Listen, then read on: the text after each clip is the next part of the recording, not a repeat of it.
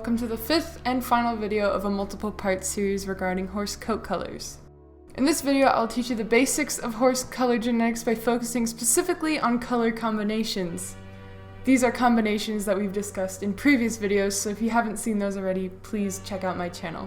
But before we go any further, the Simply Equine YouTube channel is a channel dedicated to making horse-related educational content.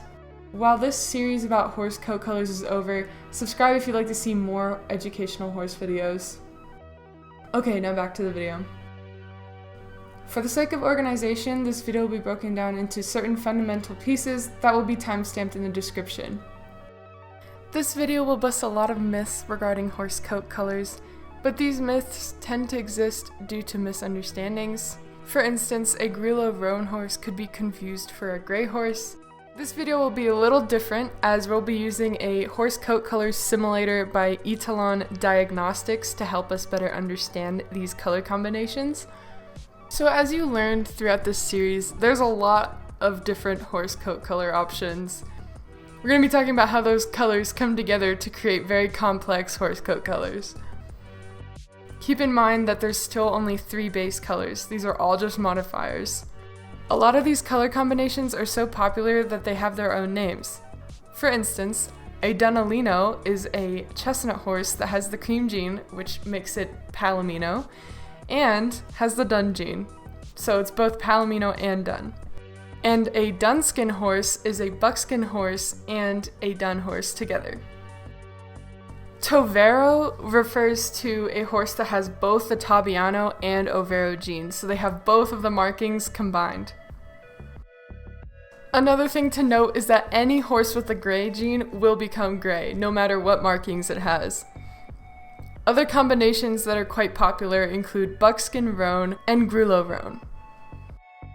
Let's use this simulator to make a dunalino horse. So first we're going to start with a chestnut base. Then we're going to add the cream to turn it into a palomino. And then we're going to add 1 copy of the dun gene. And now you have a dunalino. So let's say you wanted to create a dunskin horse. Well, then you would need to start with a black horse, add the agouti gene, add the cream gene, and then add the dun gene. Now let's create a silver bay roan dun splash horse. So we start with the black horse, add the agouti gene, then we add the silver gene, either both or just one. Now we're gonna add the dun gene, and then we're gonna add the roan gene, and then we'll add the splash. To create a city classic champagne Sabino horse, we would need to start with a black horse base, add the champagne, add the city, and then add the Sabino. Now let's create a flaxen chestnut blanket Appaloosa horse. So first you would start with chestnut because flaxen only affects chestnut horses. Give them the flaxen gene. Then they would only need 1 copy of the LP gene since it's a blanket and it doesn't cover the whole horse, so it's not in full effect.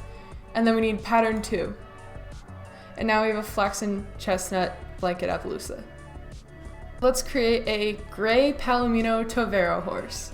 So what we would do is start off with a chestnut base, add 1 copy of the cream gene, and then since it's tovero, we're gonna add overo and tabiano. Since we're gonna add the gray gene, notice what happens to the horse. Over time, it'll fade and become white. That's it for this video. Thank you so much for watching this series. The rest of the video will be dedicated to a quiz you can take to test yourself on the entire series.